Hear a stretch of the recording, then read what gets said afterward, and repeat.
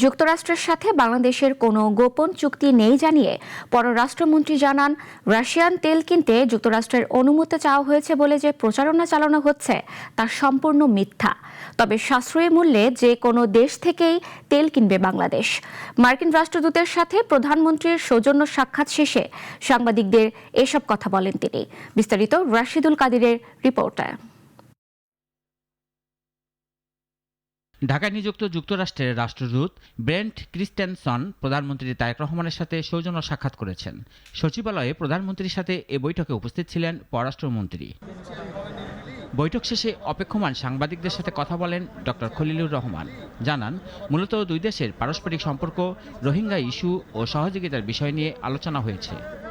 জ্বালানির প্রসঙ্গে সাংবাদিকদের প্রশ্নে পররাষ্ট্রমন্ত্রী জানান, জ্বালানি নিরাপত্তা নিশ্চিত করতে যুক্তরাষ্ট্র সব ধরনের সহযোগিতা করবে বলেও আশ্বাস দিয়েছেন মার্কিন রাষ্ট্রদূত।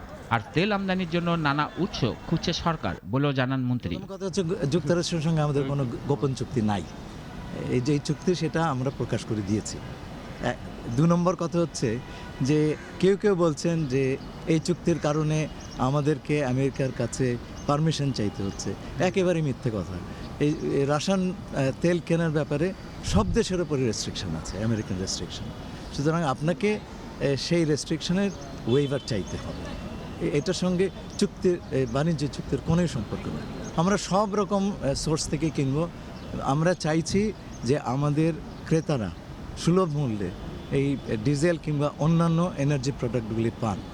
এর আগে প্রধানমন্ত্রীর দপ্তরে খ্রিস্টান সম্প্রদায়ের অন্যতম ধর্মীয় অনুষ্ঠান ইস্টার সানডে উপলক্ষে একটি প্রতিনিধি দল প্রধানমন্ত্রীর সাথে সাক্ষাৎ করেন। পরে সাংবাদিকদের সাথে কথা বলেন প্রোটেস্ট্যান্ট ধর্মগুরু পাস্তর আনোয়ার। সংসদে সংরক্ষিত নারী আসনে নিজেদের মধ্য থেকে একজন প্রতিনিধিকে রাখার দাবি জানান তিনি।